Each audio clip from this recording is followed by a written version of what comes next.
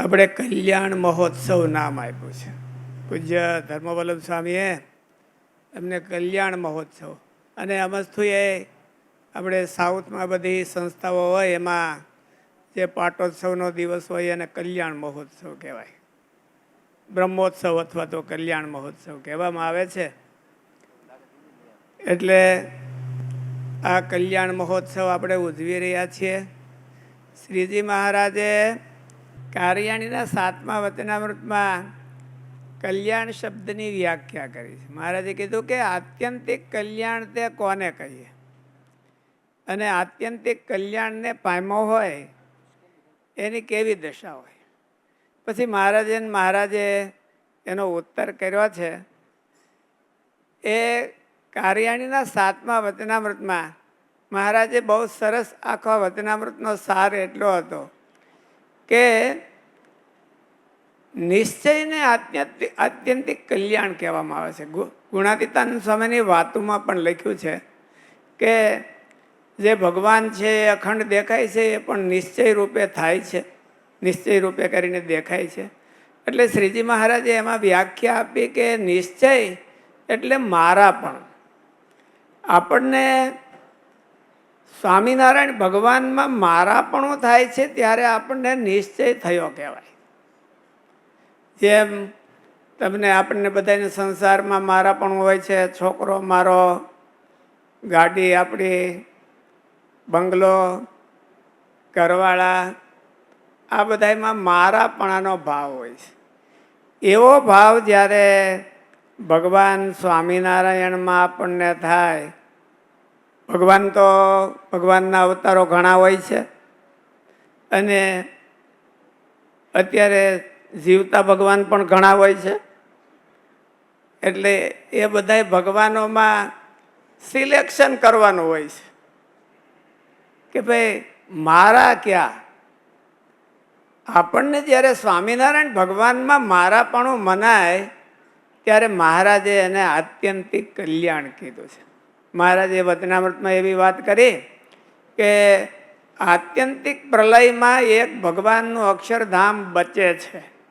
આ બધું પ્રકૃતિનું કાર્ય નાશ પામી જાય છે, અને એ ભગવાનના ધામમાં બિરાજિત સ્વામિનારાયણ ભગવાન એ હોય, અને એ ભગવાન જ્યારે પૃથ્વી ઉપર આવ્યા હોય અને મનુષ્ય જેવા થયા હોય ત્યારે એની ઓળખાણ થાય, અને ઓળખાણ થઈને પછી એમાં મારાપણું મનાય ત્યારે એને આત્યંતિક કલ્યાણ થયું કહેવાય.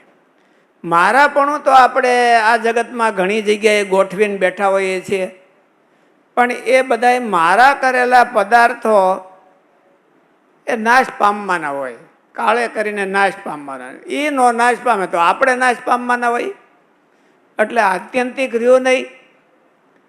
અને ભગવાનમાં જ્યારે મારાપણું મનાય ત્યારે ભગવાન તો નાશ થવાની પદાર્થ નથી, અને આપણો જીવ પણ નાશ થાય એવો પદાર્થ નથી. એટલે એ સંબંધ પણ આત્યંતિક કહેવાનો. કલ્યાણ સંબંધથી થાય છે, કલ્યાણ સાધનાથી થતું નથી. કલ્યાણનો અર્થ છે ભગવાનના અક્ષરધામમાં જઈ અને ભગવાનની સેવામાં અખંડ રહેવું. એને પ્રાપ્તિ કહેવામાં આવે છે, ને એને કલ્યાણ પણ કહેવામાં આવે છે. અને એવું કલ્યાણ છે એ એક જ છે કે શ્રીજી મહારાજ પાસે અક્ષરધામમાં જઈ અને ભગવાનની સેવામાં જોડાવું. તમારે થાય એટલી અહીંયા બીજાની અત્યારે કરી લ્યો, પણ એવો એક નિશ્ચય રાખવો કે આપણે ભગવાનની સેવામાં જોડાવું છે. અને એ ભગવાનને મારા માનવાપણું એ આત્યંતિક કલ્યાણ એને મહારાજે કીધું છે. હવે ભગવાન આપણાથી થોડાક દૂર હોય અને આપણા ઇન્દ્રિય અંતઃકરણ એને કેચ કરી શકતા નથી, ગ્રહણ કરી શકતા નથી, તો એટલા માટે ભગવાને એક થોડીક બીજી વ્યવસ્થા કરી કે ભગવાનની સાથે આત્યંતિક ભાવથી જોડાયેલા હોય એવા ભગવાનના જે સંતો અને એવા ભગવાનના ભક્તો એની હારે મારાપણું થાય તો પણ એનું આત્યંતિક કલ્યાણ થઈ જાય. મહારાજે સારંગપુરના વચનામૃતમાં કીધું, પહેલાં તો બહુ અઘરી વાત કરી, પછી મહારાજે એવી વાત કરી કે એવું કાંઈ સમજતો ન હોય અને તો પણ એવા સંતોના મધ્યમાં પડ્યો રહે તો જે સંતને પ્રાપ્તિ થાય એ એને હોતે થાય, કાંઈ સમજતો ન હોય તોય. એટલે મહારાજે એવું કીધું કે ભગવાનના સાચા સંત અને ભગવાનના સાચા ભક્તો એમાં પણ જો એને મમત્વ થઈ જાય, કોઈને કોઈ રીતે મમત્વ થઈ જાય. મહારાજે એવું કીધું એક વચનામૃતમાં કે ભગવાનના જે સત્પુરુષો છે એની સ્થિતિ છે એ આ જીવ કોઈ રીતે પામી શકતો નથી અને એનો મહિમા સમજી શકતો નથી. અને એવી સ્થિતિ થયા વિના એ ભગવાનનો મહિમા નથી સમજાતો, બે વાતે વિરોધ આવ્યો તો એનો નિકાલ શું, સમાધાન શું? તો મહારાજે બહુ સરસ કીધું કે ભગવાનના જે મોટા ભક્તો હોય એની સાથે લૌકિક સંબંધ બાંધવો. એ મારા મિત્ર છે, મારા ગુરુ છે, મારા હિતેચ્છુ છે, એવો લૌકિક સંબંધ બાંધવો.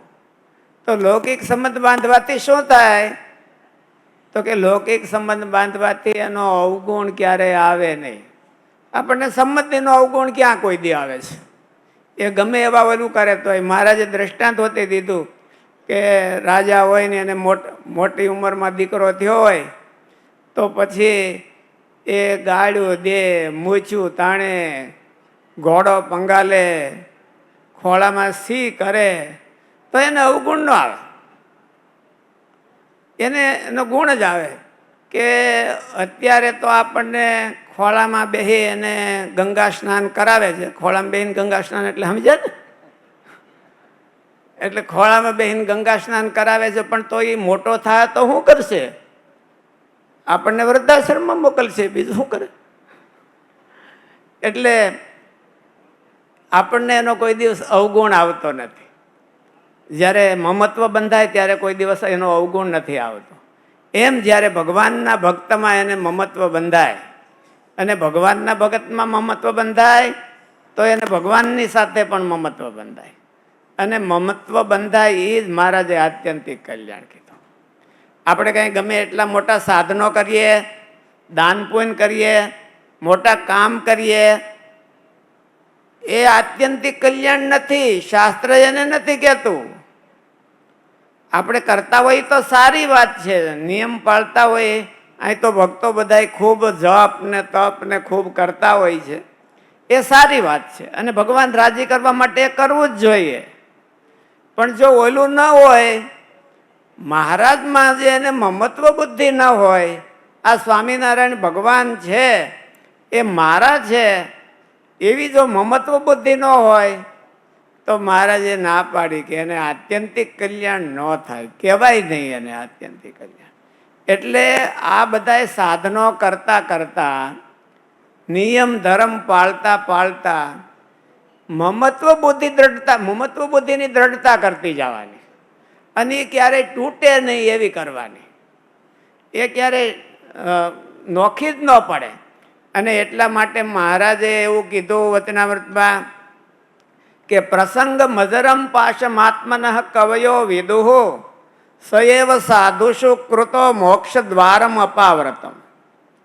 જેવો આ જીવને પોતાના કુટુંબની સાથે પ્રસંગ છે એટલે દ્રઢ મમતાની બુદ્ધિ છે, એવી ને એવી મમતાની બુદ્ધિ ભગવાનના સાચા સંત પુરુષોને વિશે થાય તો એને મોક્ષનો દરવાજો ખુલ્લો થાય છે, એનું આત્યંતિક કલ્યાણ થઈ જાય છે.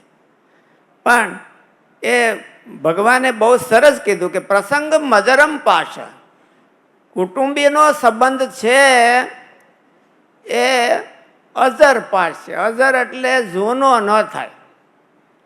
બધી જ વસ્તુ આ લોકમાં જૂની થઈ જાય છે અને કુટુંબીનો સંબંધ છે એ જૂનો ન થાય, એ નવીન નવીન થાય, નવીન નવીન રહે. દાદા થઈ ગયા હોય અને છોકરામાં ફેલ ગયા હોય એટલે છોકરો બહુ સંબંધ ન રાખતો હોય, એનું કંઈ રાખતો ન હોય, તો એ દાદાને સંબંધ છે એ હૃદયમાંથી ઝાંખો ન થાય.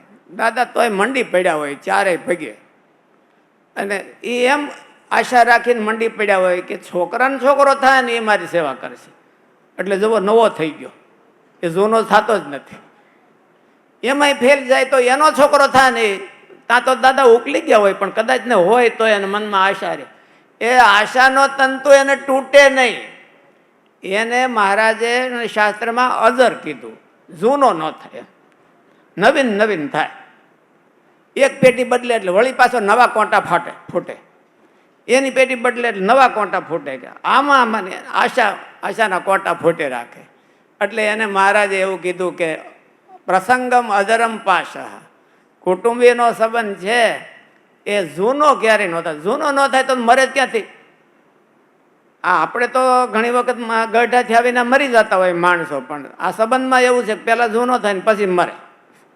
એટલે એ મરે નહીં, તૂટે નહીં. એટલે પ્રસંગ એવો પ્રસંગ છે, એવો સંબંધ મમતાનો સંબંધ છે. એને જો ભગવાનના સાચા સંતમાં થાય તો મહારાજ કે એનું આત્યંતિક કલ્યાણ થાય છે. મહારાજે વાત જ એવી કરી કે આત્યંતિક કલ્યાણ કોને કહીએ? તો આત્યંતિક કલ્યાણ મમતાને કહેવામાં આવે છે. જેણે જેણે મમતાઓ ભગવાનમાં કરી એ આત્યંતિક કલ્યાણને પામી ગયા. આપણે ઘણી વખત વાત કરીએ છીએ કે મીરાબાઈ છે એ આજથી 400 વર્ષ પહેલાં થઈ ગયા. નરસિંહ મહેતા એ બહુ એટલા વર્ષો પહેલાં થઈ ગયા. ત્યારે આપણા કોઈ દાદીમાં અને કોઈ દાદા એ નરસિંહ મહેતાને સમકાલીન હશે. આપણે એનું નામ જાણતા નથી અને મીરાબેન નામ જાણીએ. એ આપણા દાદી નહોતા તોય શું કરવાને કે એણે એનું આત્યંતિક કલ્યાણ કરી લીધું. અને આપણા દાદા ને દાદી હતા એને કોઈ કાંઈ કર્યું નથી, એટલે એનું નામ પાડોશી ને કોઈ કરતા કોઈ નથી. આજના છોકરાઓ તો બીજી ત્રીજી પેઢી એ ખબર નથી હોતી. આજના છોકરાઓને એના દાદાની બીજાની કાંઈ ખબર નથી હોતી. એક ખાલી પોતાનું નામ હોય ને એક ડેડીનું નામ જાણતા હોય, બાકીને બીજાને કંઈ ત્રીજી પેઢીનું નામ નથી જાણતા. એટલે કોઈ આપણને યાદ કરવાના નથી. અને અત્યારના છોકરાઓ જીવતા હોતે એવું કે અમારા બાપાને કાંઈ આવડતું નથી, આઉટડેટેડ છે, કાંઈ ખબર પડતી નથી, એવું કહેતા હોય છે. એટલે આપણે એની પાસે બહુ આશા નહીં રાખવાની. આપણે એવો સંબંધ બાંધવાનો કે પાછો તૂટે જ નહીં. અને એવો સંબંધ છે એ મહારાજનો છે, એવો સંબંધ છે આ સત્સંગનો છે, અને એવો સંબંધ છે ભગવાનના સાચા સંત અને ભગવાનના સાચા ભક્તો. એની સાથે જો કોઈને કોઈ રીતે આપણને સંબંધ બંધાઈ જાય તો આપણું આત્યંતિક કલ્યાણ થાય. ભલે ભક્તો સંબંધ બાંધવો હોય ને એમાં થોડુંક ધ્યાન રાખવું પડે કે તમારે આ લોકમાં સંબંધ નિભાવવો હોય તો ગહાવવું પડે. બેનું દીકરીઓ હોય અને આવે ને તમે કરિયાવર ન કરો તો એ નારાજ થઈને કહેવાને જ જાઓ. અને હાડા હાડુભાઈ હોય મોટામાં મોટો સંબંધ તો એ જ કહેવાય છે અત્યારે. એટલે એને પણ જો તમે એનું કંઈ રાખો નહીં તો તમારી એને સંબંધ તોડી નાખે. એમ સંબંધ નિભાવવા માટે ઘસારો ખમવો પડતો હોય છે. એમ ભગવાનનો સંબંધ આપણે નિભાવવો હોય તો એમાંય પણ ક્યારેક ક્યારેક ઘસારો આવે, સત્સંગમાં ઘસારો આવે. અને એ ઘસારો જે ખમી શકે એનો સંબંધ છે એ કાયમી નભે. જો ઘસારો આપણે ખમી ન શકીએ ભગવાનના ભક્તનો તો આપણો સંબંધ નભી ન શકે.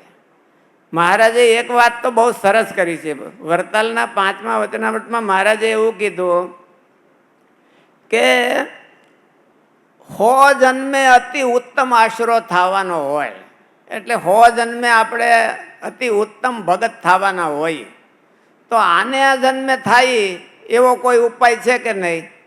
તો એમાં મહારાજે એવું કીધું કે ભગવાનના જે અતિ ઉત્તમ ભક્ત હોય, સંત હોય, એની માનસી પૂજા કરે, ભગવાનની પ્રસાદીએ કરીને માનસી પૂજા કરે.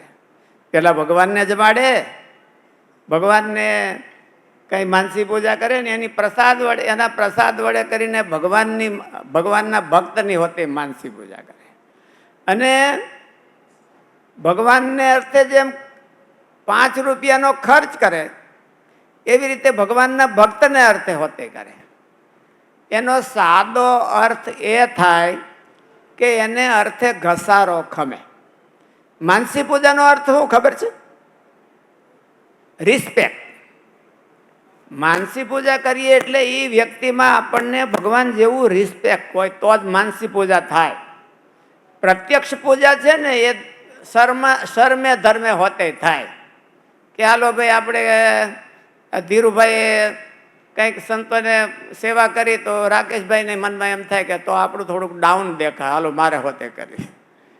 એવું શર્મે ધર્મે પ્રત્યક્ષ પૂજા થાય. પણ આપણે આંખું બંધ કરીને માનસી પૂજા કરતા હોય ત્યાં કોને શું ખબર છે કે આપણે ગોટા શું વાળીએ છીએ? એ કાંઈ ખબર પડે ને કોઈને. એટલે સાચી માનસી પૂજા જો આપણે કરતા હોઈએ એનો અર્થ એવો છે કે આપણા હૃદયમાં અને આપણા જીવમાં એના પ્રત્યેનો રિસ્પેક્ટ છે. અને એ રિસ્પેક્ટ કેવો છે તો કે ભગવાન જેવો. અને એ જ આપણું આત્યંતિક કલ્યાણ કરે. આપણે એના પ્રત્યેનો જે રિસ્પેક્ટ છે અને એના પ્રત્યેનો જે ઘસારો ખમીએ છીએ એ મહારાજે કીધું કે એવો જો ઘસારો પ્રત્યક્ષ ભગવાનના ભક્તનો અને ખમીએ, ભગવાનનો તો ખમીએ. નરેન્દ્ર મોદી આવ્યા હોય તો એનો તો આપણે સૌ સત્કાર કરીએ, પણ બીજો કોઈ કાંઈ ઓર્ડિનરી માણસો આવ્યા હોય તો એનો થોડો સત્કાર કરીએ. એમ ભગવાન તો એવી મોટી હસ્તી છે કે એના પ્રત્યે આપણને રિસ્પેક્ટ રહે. પણ ભગવાન છે, ભગવાનનો ભગત છે એ તો નાના માણા હોય ને ઘણી વખત આપણા જેવા ઓર્ડિનરી હોય અને ઘણી વખત આપણે એને આપણા કરતાંય વર્સ્ટ માનતા હોય કે આપણા જેવોય નથી એમ અમે ઓળખીએ છીએ એમ કે પાછા એમ માથેથી કે આવો છે. એટલે એમાં રિસ્પેક્ટ રાખવું એ બહુ કઠણ છે. અને એ જો રિસ્પેક્ટ રાખે, મનમાં જો રહેતો હોય, એ ભગવાનનો મહિમા સમજે તો જ રહે, નહીં તો રહે નહીં. એટલે જો એવો ભગવાનનો મહિમા, જો ભગવાનના ભક્તનો રિસ્પેક્ટ રહેતું હોય અને ભગવાનના ભક્તને અર્થે આપણે ઘસારો ખમી શકતા હોઈએ તો મહારાજે કીધું કે 100 જન્મે કરીને એ અતિ ઉત્તમ થવાનો હોય એ આને આ જન્મે થાય છે. એવું આવું ભગવાનના ભક્તની સરખી સેવા કર્યાનું ફળ થાય છે. એટલે ઘણી વખત આપણે ભગવાનની તો સેવા કરતા હોઈએ. મહારાજે કીધું કે એ આશરો ઢીલો પોચો હોય તો કેમ ખબર પડે? તો ઢીલો પોચો હોય તો મહારાજે એવું કીધું કે ભગવાનના ભક્તનો ઘસારો ખમી ન શકે અને ખૂણે બેસીને ભજન કરે. ખૂણે બેસીને ભજન કરે એટલે ભગવાનનું રિસ્પેક્ટ તો રાખે છે પણ ભગતનું નથી રાખતો. ભગવાનને અર્થે તો ઘસાઈ શકે છે પણ ભગતની માટે નથી ઘસાઈ શકતો. એટલે ખાલી ભગવાનને માટે ઘસાઈ શકતો હોય તો કે 100 જન્મ સુધી એ પછી અતિ ઉત્તમ ભક્ત થાય. અને ભગવાનના ભક્તનું રિસ્પેક્ટ રાખવું એનાથી એને અતિ ઉત્તમ પ્રાપ્તિ થાય છે. એટલે મહારાજે કીધું કે આત્યંતિક કલ્યાણ કોને કહેવાય? તો કે આત્યંતિક મમતાને આત્યંતિક કલ્યાણ કહેવામાં આવે છે. અને એ પણ ભગવાનના સાચા સંત અને ભગવાનના સાચા ભક્ત એમાં જો એને આત્યંતિક મમતા થઈ ગઈ તો મહારાજે કીધું કે એનું આત્યંતિક કલ્યાણ થાય છે. અને બાકીના જે બધા સાધનો છે એ તો ભગવાનને રાજી કરવા માટેના સાધનો છે, એ જરૂર કરવા જોઈએ. પણ સાધનો બધા કર્યા અને આ ન થયું તો આપણા બધા સાધનો ફેલ જાય. ગુણાતીતાનંદ સ્વામીએ એવું કીધું કે કરોડ કામ બગાડીને મોક્ષ સુધારવો અને કરોડ કામ સુધર્યા અને જો મોક્ષ બગડ્યો તો શું એને પ્રાપ્ત થયું? કે કાંઈ થયું નથી. અને કરોડ કામ બગડ્યા અને મોક્ષ સુધરી ગયો તો કાંઈ વાંધો નહીં, એનું કાંઈ બગડ્યું નથી. મહારાજે એવું કીધું, ગુણાતીતાનંદ સ્વામી એવું કીધું. એનો મિનિંગ શું? તો ભાઈ આપણે ઘણા સારા કામ કર્યા અને ભગવાનનો સારો ભગત હોય એની હારે જ અટીકટી થઈ ગઈ તો મહારાજ કે કામ તો ઝાઝા કર્યા પણ મોક્ષ બગાડ્યો. મોક્ષ ન સુધર્યો. કારણ કે ભગવાનના ભગતને અરે ગુણાતીતાનંદ સ્વામીએ એવું કીધું કે ભગવાનના સંત અને ભગવાનના સાચા ભક્ત એની હારે જ્યારે આ જીવ ડિસ્કનેક્ટ થાય એટલે ભગવાનની હારે ઓટોમેટિક ડિસ્કનેક્શન થઈ જાય, અને એની હારે કનેક્શન થાય એટલે ભગવાનની હારે ઓટોમેટિક કનેક્શન થઈ જાય. ડાયરેક્ટ ભગવાનની હારે કનેક્શન બહુ ઓછા થાય છે, જલ્દી થતું નથી, પણ આના માધ્યમથી મીડિયાથી થાય છે.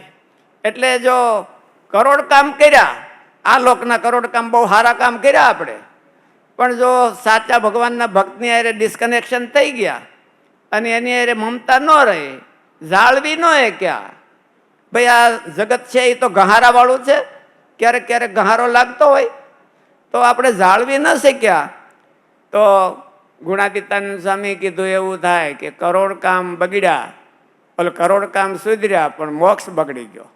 અને કરોડ કામ આપણાથી ન થયા પણ જો ભગવાનના સાચા ભક્તમાં આપણી મમતા થઈ ગઈ તો આપણો મોક્ષ સુધરી ગયો એવું માનું. એટલે શ્રીજી મહારાજે કીધું, વાલા ભક્તજનો, આ નીલકંઠ ભગવાનનો કલ્યાણ મહોત્સવ, દશાબ્દી કલ્યાણ મહોત્સવ આપણે ઉજવી રહ્યા છીએ. એની સાથે સાથે મહારાજે એવું કીધું કે આ મોટા મોટા સમયા ઉત્સવ કરવાનું પ્રયોજન પણ એ જ છે કે આપણને ગુણ આવે અને એમાં મમતા થાય, અને મમતા થાય એટલે ભગવાનમાં મમતા થાય અને આપણને ભગવાનમાં હેત થાય અને આપણા જીવનું કલ્યાણ થાય. વાલા ભક્તજનો, આપણે આ કલ્યાણ મહોત્સવની અંદર આપણે એવું પણ અનુસંધાન રાખીએ કે આપણને ભગવાનમાં અને ભગવાનના સાચા સંતો અને ભગવાનના ભક્તો એમાં મમતા થાય, અને એ આત્યંતિક મમતા થાય, જેથી કરીને આપણા જીવનું કલ્યાણ થાય. સહજાનંદ સ્વામી મહારાજની જય. જય સ્વામિનારાયણ.